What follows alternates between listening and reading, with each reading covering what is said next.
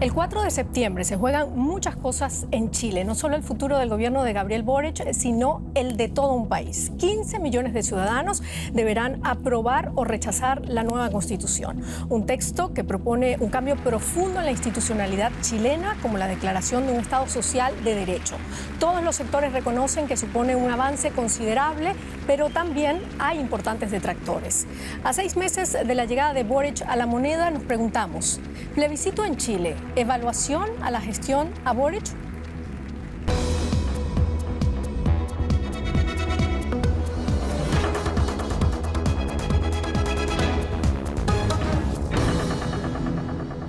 Ese es nuestro tema aquí en A Fondo y estos son nuestros invitados. Los presento de inmediato.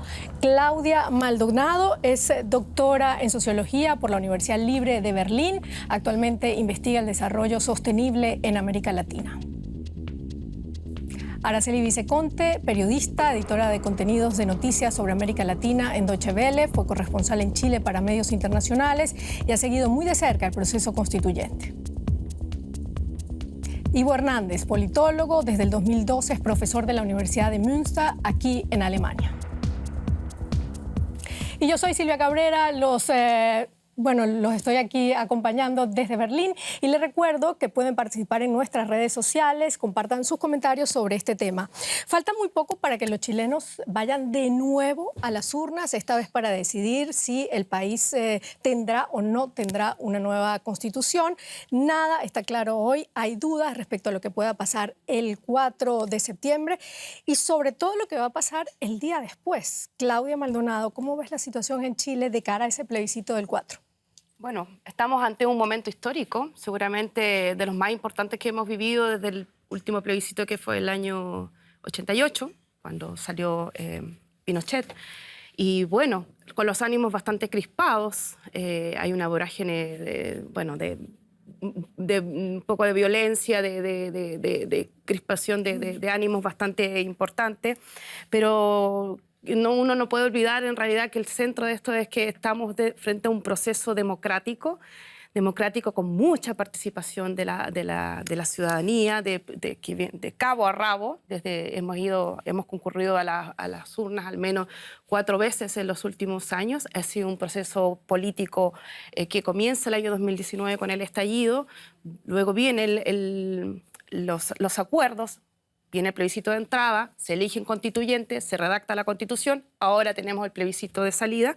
Entonces será el último paso, por lo menos de este proceso. Es un ciclo político corto, muy intenso, y tenemos la última elección, el plebiscito, que es el día domingo, y que lamentablemente ha estado ensombrecido también por muchas noticias falsas, una campaña muy, por así decirlo, sucia.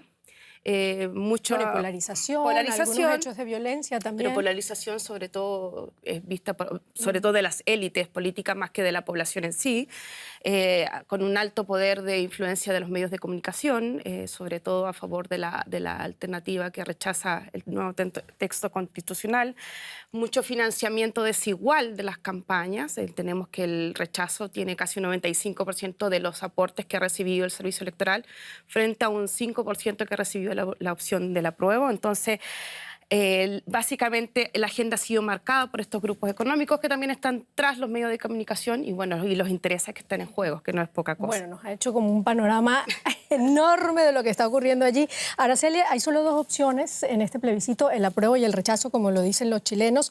¿Qué indican las encuestas al día de hoy? ¿Es posible que haya mucha diferencia entre una y otra opción? Bueno, esa es la gran pregunta, porque es la primera vez desde hace unos años que el voto es obligatorio en Chile. Entonces, no se sabe si va a acudir más masivamente la gente a votar. Se supone que sí y que, por ejemplo, si votan más los adultos mayores que no votaron durante la pandemia por razones obvias para no contagiarse, si ahora van, se supone que va a ser más un voto para el rechazo. Y si salen más jóvenes de ciudades, mujeres, se supone que va a ser más para el apruebo. Las últimas encuestas que se permitieron publicar daban una ventaja de 10 puntos más o menos para el rechazo. Pero el escenario es totalmente incierto porque se supone que puede pasar como pasó, por ejemplo, con el Brexit, que todo el mundo suponía que iba a ser rechazado y que luego fue aprobado y todo el mundo se sorprendió. Claro, y unas encuestas que además, hay que decirlo, no se pueden hacer públicas, no por censura, sino porque la ley así lo estima, ¿no? 15 días antes están prohibidas. Ivo, ¿cómo ves tú a la sociedad chilena de cara a este plebiscito del 4 de septiembre? ¿Cómo ves tú la situación allí en Chile? Una situación complicada porque se están enfrentando a su historia. Ese proyecto constitucional, que por cierto yo invito a todas las personas que están viendo que lo pueden bajar, está accesible a todo el mundo que lo quiera leer, es bastante extenso, pero vale la pena para entender lo que se está proponiendo allí. Es antihistórico porque está prácticamente abriendo la puerta a diversas cajas de Pandora. Primero, la reelección presidencial, no en el caso de Boris, que sería un presidente de aguante y de transición, después de él vendría eso. Es la caja de Pandora latinoamericana típica. Segundo, las posibilidades de secesión donde solo una línea de todo el texto garantiza la unidad territorial.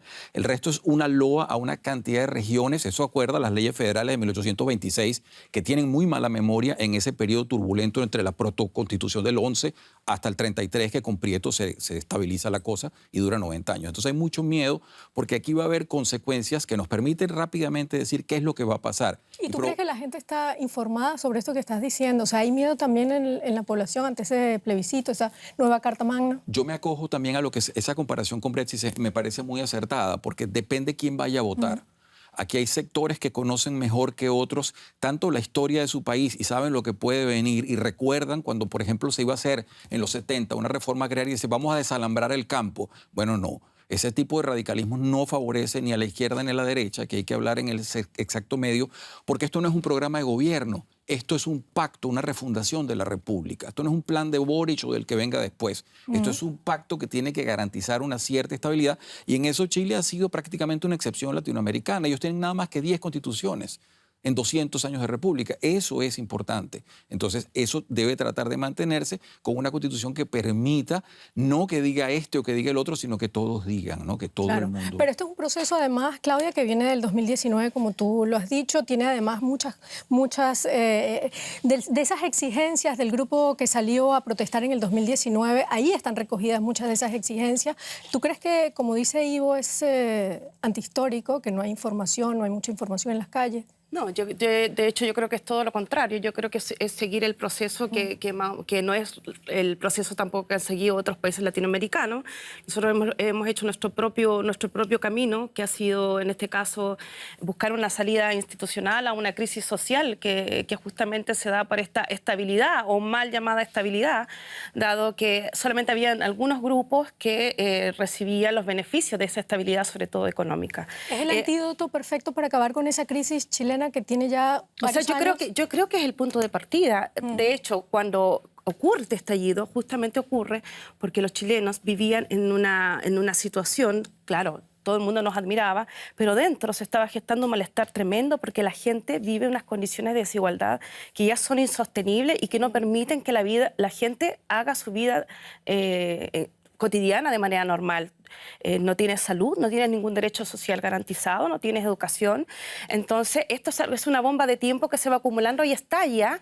Entonces, la única solución, y que en eso sí yo puedo decir, Chile, al contrario de muchos países latinoamericanos, encontró una salida institucional a ese drama humano, a esa herida tremenda que teníamos en Chile, y hicieron las fuerzas políticas, las élites, hicieron un pacto que permitió una salida. Sin embargo, esas élites no lo hicieron solamente porque ellos hayan pensado que era lo mejor para el país, sino que fueron empujadas por toda esta marea de la sociedad civil que logra instalar los temas que tomaron ahora todo el debate de la Constitución. Ahora, yo quería puntualizar que en cuanto a la reelección presidencial solo permite un periodo consecutivo, que hasta ahora no se permitía, y se permitía como lo que hizo Bachelet o Piñera, que estuvieron un periodo, después no estuvieron y después se volvieron a presentar.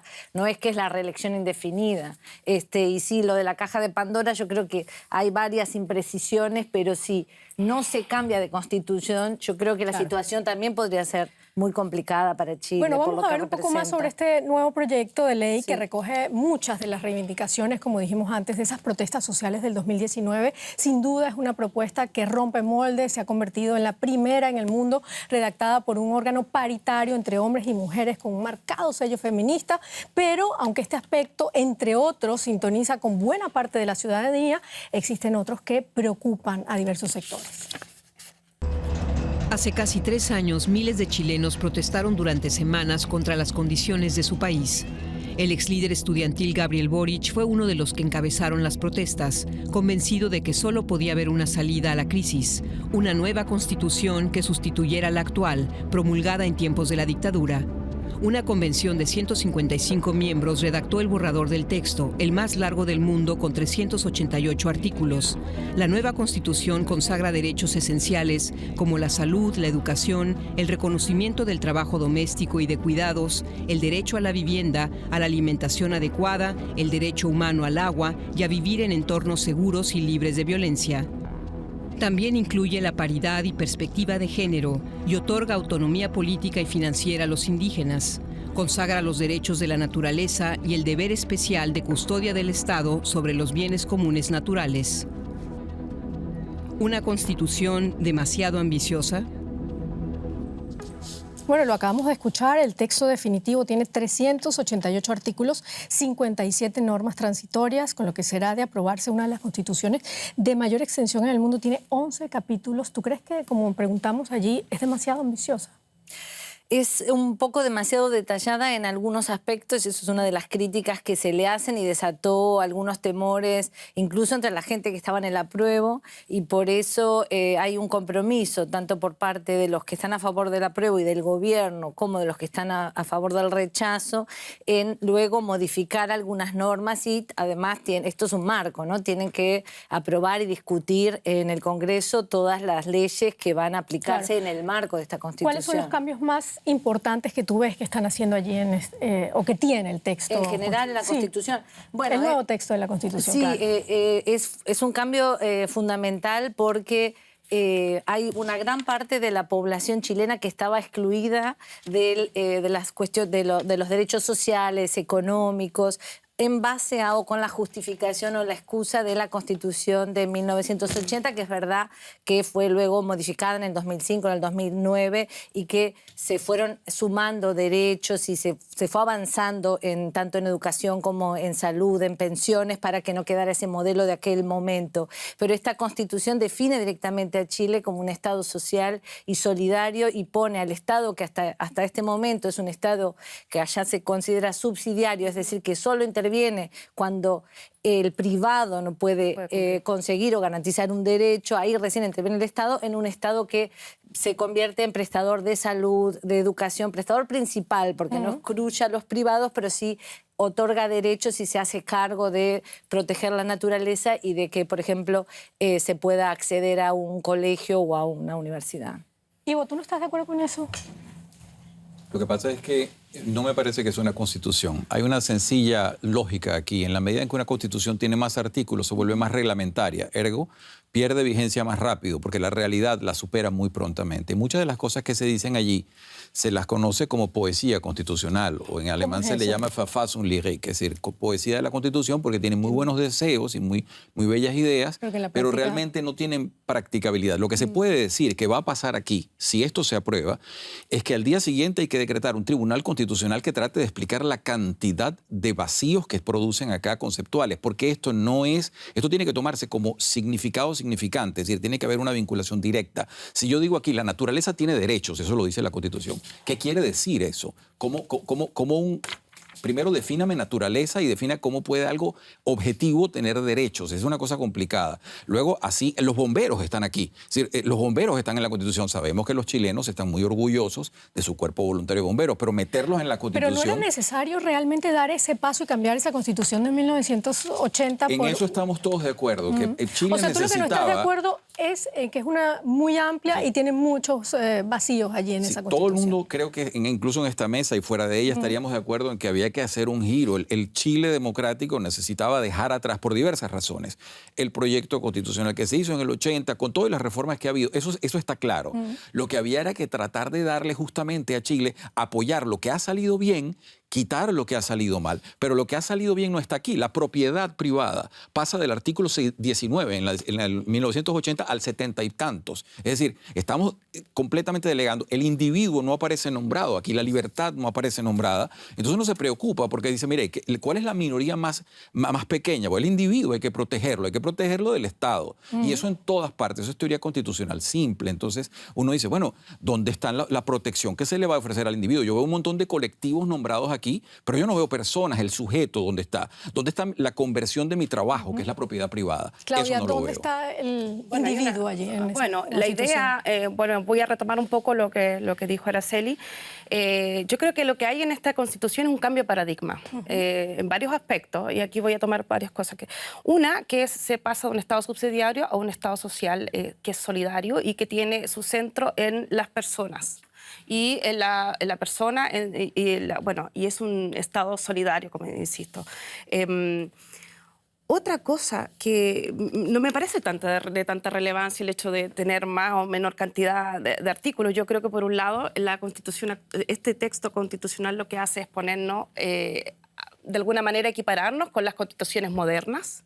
¿Ya? Tiene establecido el tema del derecho, los derechos sociales, protección de la violencia, etcétera, protección de la infancia, que son cosas que efectivamente están en otras constituciones, y hay capítulos largos, por ejemplo, de protección a la naturaleza y a la ecología, y también respecto al tema de la paridad de género, que son temas innovadores, incluso a nivel global, no solamente para nosotros como chilenos, sino que también a nivel regional. Entonces, por ese lado, hay una incorporación de nuevas temáticas que corresponden al momento histórico que estamos viviendo, y que me parece que... ¿En tu opinión le falta algo a esa Constitución? ¿Tiene como dice Ivo, algunos baches que quedaron por allí que todavía no están realmente bien planteados? Yo puedo darle el beneficio de decir sí, o sea, efectivamente hay cosas que seguramente no están clarificadas, pero lo bueno que tiene esta Constitución es que es una Constitución, primero, que tiene un origen legítimo, democrático, y eso es la diferencia de la Constitución de Pinochet. Eso hace una diferencia infinitamente más grande con la Constitución que tenemos actualmente. Y segundo, da la posibilidad de poner un punto de partida desde donde nosotros podamos comenzar a trabajar sobre el pacto social y la vida que nosotros queremos llevar adelante, pero con la participación de todos, incluso de las minorías, que ha causado, eso es uno de los temas que más ha causado resquemor en la población, que es el tema de la plurinacionalidad, que se conecta con un poco lo que tú decías, que yo creo que es una interpretación bastante extrema, por así decirlo, del texto, dado que la Constitución lo establece, que se van a reconocer la convivencia de distintas naciones, pero dentro de un Estado unitario. Y precisamente ese punto es el que ha creado más polarización. Claro, bueno, ha sacado... Chile, ¿no? Bueno, pero la idea es, hay un solo Estado compuesto por diversidad de naciones, se reconocen constitucionalmente. Bueno, eso lo vamos a hablar ahora, porque precisamente hace unos días estalló ese escándalo con los mapuches en la Araucanía. El manejo del conflicto allí en la Araucanía no ayuda al gobierno y a su opción ante el plebiscito, aunque no parece evidente si tendrá o no algún efecto electoral. Hace apenas unos días, recordemos, Héctor Yaitul, que es el líder de una de esas principales organizaciones radicales mapuche, fue arrestado y enfrenta presuntos delitos de robo, usurpación y atentado contra la autoridad. Momentos de la detención de Héctor Yaitul. Su organización, la Coordinadora Arauco Mayeco, se reivindica como un actor de primer orden en el conflicto mapuche, que enfrenta desde hace décadas a ese grupo indígena con el Estado y grandes empresas forestales. El presidente Gabriel Boric se ha mostrado abierto al diálogo con los mapuches y se ha comprometido a buscar una solución que pasa por la restauración de tierras y deudas históricas con este pueblo. Al mismo tiempo, defiende con firmeza la respuesta del Estado. El conflicto ya ha dejado su primera baja política. Janet Vega, ministra de Desarrollo Social, quien presentó su dimisión luego de que se filtrara una llamada telefónica con Yaitul, donde hacía llamados a un levantamiento armado en un momento crítico en el país. ¿Cómo afecta la inestabilidad en la Araucanía la aprobación de la nueva Constitución? Ivo Hernández, bueno, esa pregunta, ¿cómo afecta todo este problema de la Araucanía los resultados que pudiéramos tener el domingo en este plebiscito? Bueno, para ir allá tengo que suscribir lo que se dijo aquí, que es que esta Constitución se está redactando en medio de una atmósfera democrática, con todos los conflictos que puede haber. Eso es un presupuesto, es decir, eso es así. Todo está arriba de eso. Ahora, los problemas regionales de Chile, esta Constitución para nada los va a resolver. No solamente eso, ese cambio que están hablando acá de la estructura del Estado, al pasar de ser subsidiario a pasar a ser un Estado social, eso en traducción crítica se llama, señores, van a tener que pagar más impuestos. Van a tener que pagar y pagar mucho, porque el Estado no tiene dinero. El Estado es una estructura que se crea, la sociedad la crea y la mantiene. Salvo que su Estado sea petrolero, como en Venezuela, que es dueño del petróleo, el Estado es rico y la sociedad pobre, aquí la sociedad mantiene al Estado. Entonces la única manera de crear eso es así, es ponerlo a pagar. Entonces uno se pregunta, ¿vamos a pasar en un Chile en donde se está criticando que hay unas élites mediáticas, terratenientes, etcétera, a pasar una élite política que va a gobernar en el Estado y que va a mantener el Estado? Entonces hay que tener muchísimo cuidado, porque el secreto, lo que ha hecho Chile, que no ha hecho nadie más en Latinoamérica, es que se ha generado como Estado exportador. Es cierto que tiene desigual, pero los malestares de Chile ya los quisieran muchos países en Latinoamérica. Que había que mejorarlo es cierto, eso está fuera de discusión y había que dedicarse. Hay gente muy capaz en ese país, además, hay científicos sociales de primer orden, pero para decirlo, el problema territorial hay que trabajarlo. ¿Qué queremos hacer? Un problema como Quebec, queremos hacer Barcelona. ¿Qué es lo que queremos? Estados atomizados. La Constitución no lo resuelve y no garantiza que no haya una secesión a futuro, visto lo visto y la reiterativo, además, que es el tema. Araceli, Chile es un Estado social y democrático de derecho, es plurinacional, intercultural, regional y ecológico. Eso es lo que dice el nuevo texto constitucional. Sí. ¿Qué implicaciones tienen esos conceptos en la vida real de los chilenos? Bueno, a eso hay que darle un marco jurídico, ¿no? Yo creo que el profesor acá tocó varios temas. Me gustaría decirle que en Chile está a un nivel impositivo mucho más bajo que la OCDE y se recauda sobre todo con el IVA, que es el impuesto más regresivo que hay. Uno va a cualquier... Se cobra a los pobres. O sea, impuestos internos es tremendo. O sea, tú vas a cualquier lado, cualquier kiosco, pides un agua y te dan la boleta y esa agua pagó el IVA. O sea, esa persona pagó el IVA. En cambio, está muy por debajo de lo que se paga en países que el Chile admira o a los que quiere aspirar. O del grupo que pertenece. Claro, y todas esas reformas no se van a hacer de un día para el otro. No se pueden dar pensiones, vital, no sé, a toda la población de golpe, ¿no? Yo creo que lo que se apunta es a comenzar a garantizar ciertos derechos básicos, por eso lo de social, y lo de plurinacional tiene que ver con el reconocimiento a pueblos originarios que realmente en la Constitución anterior directamente ni se nombraban ni figuraban y que más allá de las disputas que haya, tenían un pasado y una historia en el territorio chileno y vienen desde los años 90 reivindicando sus derechos y es más, fueron despojados, o sea, fueron asimilados violentamente cuando, por ejemplo, no se les reconocieron ni siquiera los derechos de propiedad que les había otorgado la corona española. O sea, ahí hay pero ¿existe una conciencia plurinacional en las grandes ciudades chilenas? No, ese es un tema que provoca mucho temor a la gente porque piensa, bueno, ¿y esto qué significa? ¿Quiere decir que el país se va a dividir? No, el país va a seguir siendo unitario, simplemente se trata de dar reconocimiento a estos grupos sociales y a estos pueblos originarios, y no es que yo estuve mirando un poco de televisión y se hablaba incluso de que, bueno, el chileno normal, entre comillas, no va a poder ir a ciertos lugares o se va a sentir extranjero. Eso es una tontería porque además Chile es un país que tiene, por ejemplo, miles de islas, que más de la mitad de esa superficie está en manos privadas y esas islas se pueden vender y comprar como si fueran un departamento en el centro de Santiago. O sea que creo que el problema es otro, ¿no? No como se plantea. Bueno, Claudia, reconocimiento a los pueblos originarios. ¿Reconoce también este texto constitucional las tierras ancestrales de los indígenas? Bueno, sí, y sobre todo porque allí han avanzado, tengo acá, y siguen avanzando las grandes empresas extractivas, ¿no? Bueno, solamente para puntualizar lo que dijo el profesor y que dijo Araceli, claro, efectivamente esto causa resquemores, pero yo creo que ha existido una ¿cómo se dice? Una caricaturización y llevar al extremo la interpretación del texto. Yo creo que efectivamente esto es un reconocimiento que nos pone también en concordancia con lo que dice el convenio de la OIT, al cual nosotros suscribimos, y que en muchos grupos indígenas, volviendo un poco al tema mapuche, también suscriben. Bueno, los grupos radicales no. Eso hay que decirlo claramente. Los grupos radicales no están interesados en el proceso constitucional, o al menos no de esta forma. Pero hay una parte de los pueblos originarios que sí están en este proceso y que además viene a resolver un problema, o es el comienzo quizás para resolver un problema histórico que nosotros tenemos en la Araucanía.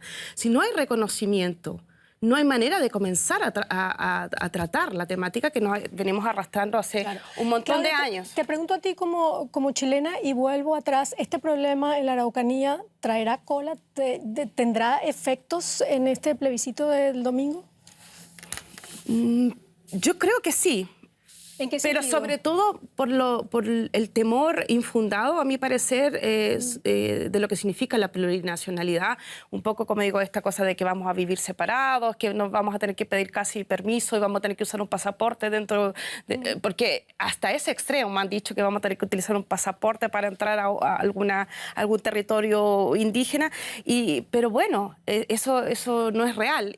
Y otra cosa que es muy importante, el grupo de la izquierda que está por el apruebo ha suscrito, los partidos políticos que están tras este pacto, han suscrito un acuerdo que dice que el tema de la plurinacionalidad se va a aclarar posteriormente realizado el plebiscito, y se va a regular sobre todo el tema de la consulta indígena, cómo van a funcionar las autonomías territoriales y también los sistemas de justicia, que muchos dicen que son sistemas de justicia paralelos, pero en realidad no es así en el estricto rigor. ¿A ti también te produce este tema temor, el tema de la plurinacionalidad? En el artículo 5 ellos reconocen 11 pueblos. Estos son pueblos a los cuales se les llama naciones. Nación significa lenguaje y territorio. Entonces, esto es sumamente complicado. Repito, aquí al día siguiente, si esto llega a pasar, hay que nombrar un tribunal constitucional para que le dé sentido, porque esto no tiene sentido. No tiene sentido jurídico. Es muy difícil legislar sobre esto.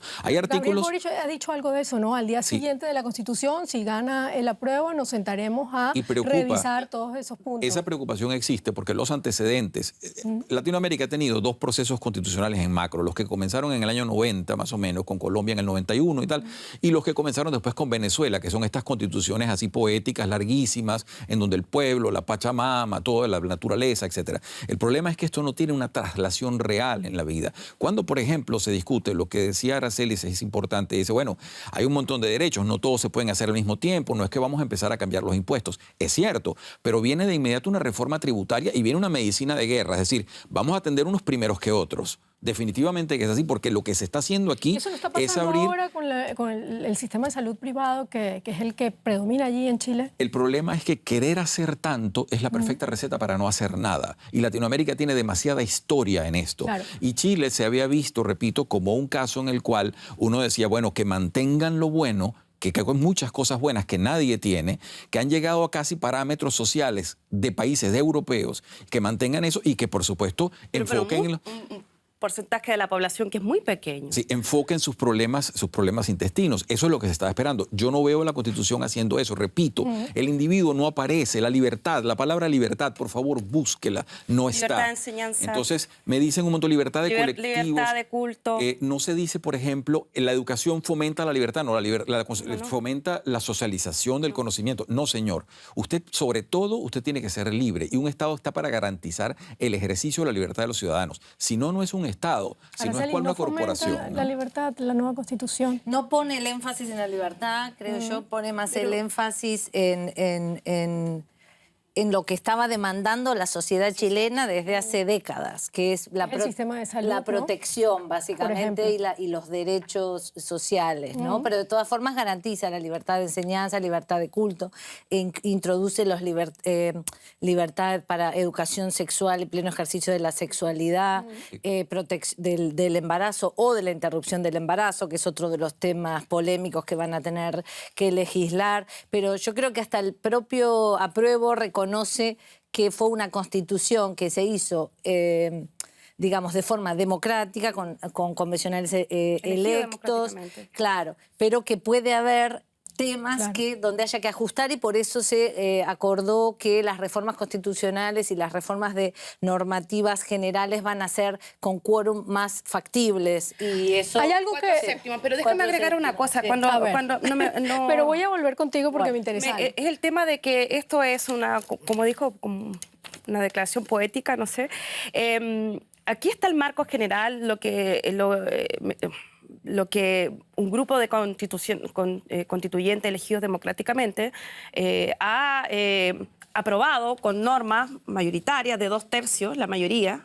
O sea, todas las normas que están aquí están aprobadas por un 2/3 de la Convención Constitucional, y luego viene un proceso posterior que lo tiene cualquier constitución, que es realizar todo el trabajo de montar una arquitectura constitucional y las leyes. Las leyes las hará también este Congreso, que no tiene mayoría la izquierda, es un Congreso totalmente dividido. Entonces, esto es un proceso paulatino, como la señora Claudia, Celia. pero tú hablaste de los constituyentes, y una de las críticas más frecuentes que se hacen, sobre todo en los sectores que rechazan esa nueva Carta Magna, es que dicen que la Convención, que durante un año redactó esa nueva propuesta constitucional, no escuchó a la ciudadanía. ¿Por qué se critica tanto la Convención? A ver, la Convención, muchos dicen que ahí no están representadas todas las voces. Bueno, este fue un proceso, insisto, democrático, se eligió en las urnas. La derecha no sacó la cantidad de votos, al menos para ejercer capacidad de veto, como estaba acostumbrada, y no se vieron representados los partidos políticos. Sobre todo aparecieron aquí gente más proveniente desde los movimientos sociales, de las identidades políticas, las identidades de las temáticas actuales, como el feminismo, la ecología, etc. Pero representa al Chile que más parecido a lo que es hoy. Fue una constitución muy poco acostumbrada a lo que nosotros teníamos, de siempre la élite moviendo los hilos de toda nuestra... Entonces ahora era gente más común y corriente que se puso a hacer este trabajo, y claro, muchas críticas, pero como le digo, esto fue un proceso democrático, y se invitaron a muchas, y en eso ojo, que dicen los especialistas, habían también muchos especialistas, se invitaron especialistas, se invitaron a las organizaciones sociales, a toda la gente relacionada con las temáticas, a presentar sus propuestas, y esas muchas fueron escuchadas. Entonces sí, que no fueron escuchadas a este texto constitucional. Porque hay mucho temor en adoptar cambios que quizás les parecen radicales a un grupo de personas, como por ejemplo el tema de la plurinacionalidad. Hay muchos resquemores también con el tema del sistema político, que se va a eliminar, por ejemplo, el Senado. Pero yo creo que le hace justicia en el sentido de la distribución del poder, que es totalmente diferente, y la descentralización del país, que es una demanda de las regiones, pero desde hace 1000 años atrás. Me llama la atención que Claudia siempre nombra a la izquierda, a la derecha, a los grupos radicales, a los medios de comunicación en manos de las élites económicas. ¿Esto se trata aquí, Ivo, de una lucha entre la izquierda y la derecha, o es realmente una lucha democrática por avanzar en una nueva constitución mejor para el país? Bueno, quien quiera verlo puede ver que hay, por supuesto, mucha influencia de ciertas otras constituciones manejadas por grupos de izquierda, como el caso venezolano, que está calcado en muchas cosas acá. Cuando, por ejemplo, vemos esa institucionalidad de eliminar el Senado, ya Venezuela transitó ese camino y ya sabemos esa historia dónde termina usualmente. Pero Alemania también tiene una cámara, y hay muchos países que tienen una cámara. ¿Y por qué nombrar a Venezuela? Porque Alemania no es un sistema presidencial, es un sistema parlamentario. No, yo lo sé, pero hay otros regímenes que son presidenciales y que tienen una cámara, ya que hay dos cámaras. Sí, hay sistemas, es cierto, unicamerales, sobre todo en las islitas del Caribe, que tienen 50, 60 mil habitantes, pero países con 20 millones de personas o 15 millones tienen que tener definitivamente, y sobre todo una territorialidad tan compleja como tiene Chile. Hay un tema que a mí me toca en lo particular. Para eso están las cámaras de las regiones, sí, que son cámaras territoriales. Hay un tema que ya yo lo viví y lo vuelvo a revivir cuando lo leo en esta Constitución, en el artículo 42. Dice, quienes integran las comunidades educativas tienen derecho a participar en las decisiones del proyecto educativo. Eso ya se hizo en Venezuela. Entonces, los profesores universitarios teníamos que discutir el plan académico con el jardinero. Eso ya pasó. Eso no es democratizar. Eso es eliminar la estructura jerárquica de las instituciones para destruirlas a la larga, para debilitarlas. Entonces, ¿qué hago yo con decirle la educación es gratuita si le meto un artículo como este de libre interpretación? Esto es dibujo libre. Esto no puede ser sometido Araceli, ¿tú crees que cabe esa comparación con Venezuela? No, yo creo que está la discusión de, entre comillas, hasta hace unos años, porque ahora incluso la derecha, o sea, la oposición chilena, está de acuerdo en que hay que hacer una nueva constitución, de que hay que sacar la de 1980 de Pinochet porque tiene un problema de legitimidad de origen. O sea que ahí hay un consenso, yo te diría, amplísimo en todo Chile. Pero el tema es acá en qué se pone el acento. Si fue la Constitución la que permitió la estabilidad que tuvo Chile en los últimos 30 años, o si fue que la clase política chilena, los distintos gobiernos respetaron la institucionalidad. Y yo creo que Gabriel Boric, siendo una persona muy joven, sin experiencia de gestión, está demostrando que está cumpliendo todos los pasos que marcan las instituciones para hacer, por ejemplo, esta reforma, esta nueva Constitución. Rápidamente, antes de escuchar la gente que aprueba la Constitución, me quedaba una pregunta en el aire que quería hacerte, porque Ivo dijo que mantengan lo bueno de la Constitución pasada. ¿Tú crees que se puede rescatar cosas buenas de esa Constitución, que además todo el mundo ha criticado esa Constitución de 1980? Yo creo que reformarla no es una opción, que tiene que ser un nuevo texto, pero sí, el 80% de los chilenos dijeron que estaban a favor de esta convención constituyente y de empezar nuevo, por una cuestión que en política también los símbolos son muy importantes, y lo que simboliza esta constitución no es el progreso de Chile, sino todo lo que está mal. Yo creo que igual la propiedad privada, la libertad, etcétera, siguen estando garantizadas, por supuesto, y hay cambios mínimos en esos aspectos. Bueno, el presidente Boric está seguro de que nada va a afectar la aprobación de la nueva Constitución, y no es el único que apoya esta propuesta. Antes de dejar su cargo como alta comisionada para los derechos humanos de la ONU, Michelle Bachelet no dejó lugar a dudas sobre cuál será su voto. Vamos a escucharla. La Asamblea Constitucional Paritaria ha estado trabajando en áreas que no se habían incluido antes: los derechos de los niños, los derechos de las mujeres. ¿Usted puede creer que la otra Constitución nunca mencionó los derechos de las mujeres, personas con discapacidad, indígenas? Por eso es que el 4 de septiembre voy a votar apruebo. Bueno, ya le escuchamos. Michelle Bachelet, quien ha participado además de forma muy entusiasta en esta campaña por el apruebo, ha sido criticada además por su postura con la nueva Constitución. Bachelet dice que la propuesta constitucional no es perfecta, pero se acerca a lo que siempre soñaron los chilenos. Sus críticos, sin embargo, dicen que es una continuidad al Acuerdo de la Paz por el que se logró calmar la rebelión del 2019. ¿Qué opinas, Claudia? No, yo no creo que sea, o sea, el Acuerdo de la Paz, abrió la oportunidad de poder llegar a este punto, desde el punto de vista de lo institucional. Ahora, pero no tiene nada que ver hoy en día. Entonces, bueno, yo quiero un poco reparar en lo que él dice, que dice, bueno, la Constitución realmente no sé. Yo creo que las constituciones, y por eso no me gustan mucho las comparaciones con Venezuela o con otros estados fallidos, por así decirlo, las constituciones no mandan a los países al despeñadero por sí solas. Una constitución no es la culpable, sino que son quienes están a cargo de los países y cómo utilizan y violan las constituciones. Pero igual es una guía, pero una constitución es imposible que te pueda llevar a un gobierno dictatorial. Me refiero, es el mal uso. Sí, tú lo tienes, por ejemplo, el caso, por ejemplo, de Evo Morales, te puedo dar un montón de casos más, etcétera. Pero solamente si gana el apruebo, ¿se van a llevar adelante esos cambios radicales que se proponen allí en esa constitución? Es que yo no sé si sea una constitución radical. Yo creo que es una constitución bastante bastante sensata de acuerdo a los tiempos que nosotros vivimos y de acuerdo a las necesidades. Pero radical para Chile, por ejemplo, el caso de la plurinacionalidad, eso es algo radical para Chile, ¿o no? A ver, yo creo que este texto... En el buen sentido de la palabra, yo creo que este texto lo que intenta es un poco encontrar una vía a la crisis que nosotros tenemos. Que es una crisis que se vino incubando durante muchísimos años. Entonces, la única salida ahora plausible es esta. Entonces, si aprobamos, vamos seguramente a encauzarnos en un camino que va a necesitar los acuerdos de muchas fuerzas políticas, incluso de las fuerzas políticas perdedoras, va a necesitar de todo el capital político del presidente. Y con esta polarización tan grande que hay en Chile, ¿tú crees que se puede llegar a un acuerdo con todas las fuerzas políticas? Yo creo que la polarización, insisto, está más en la élite que en la población. Efectivamente, hay una parte del rechazo, que es la centro-derecha y la centro-izquierda que se unió, parte de la democracia cristiana, que están dispuestas a discutir un acuerdo posterior y que están seguramente abiertos al diálogo para hacer las reformas que se necesitan hacer. Pero hay un sector de la derecha que, como los republicanos, que derechamente dijo, nosotros no estamos dispuestos a cambiar ni una coma de la Constitución del 80, lo que nos metería a nosotros en una caja negra, porque las demandas no van a desaparecer.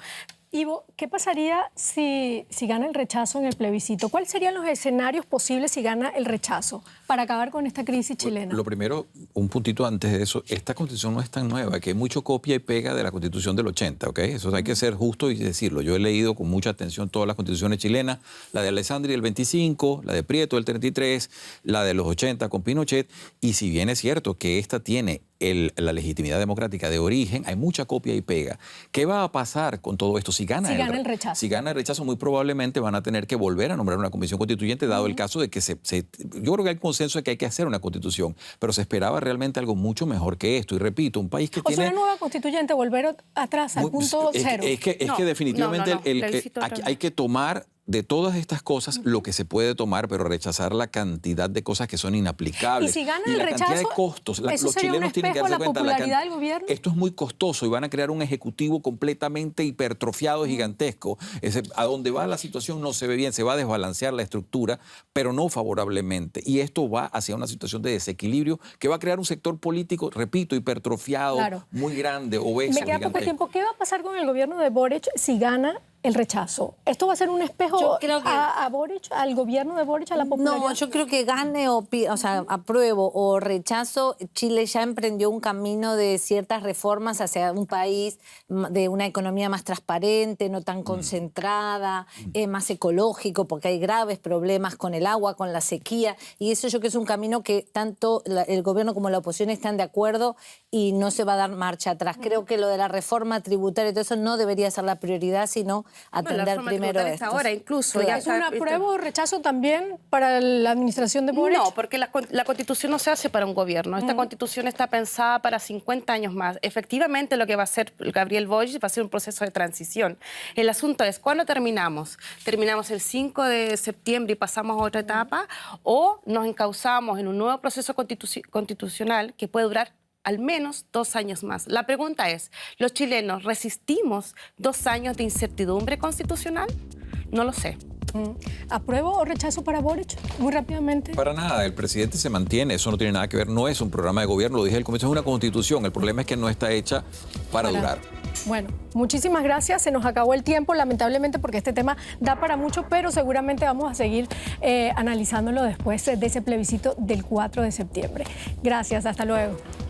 Y gracias.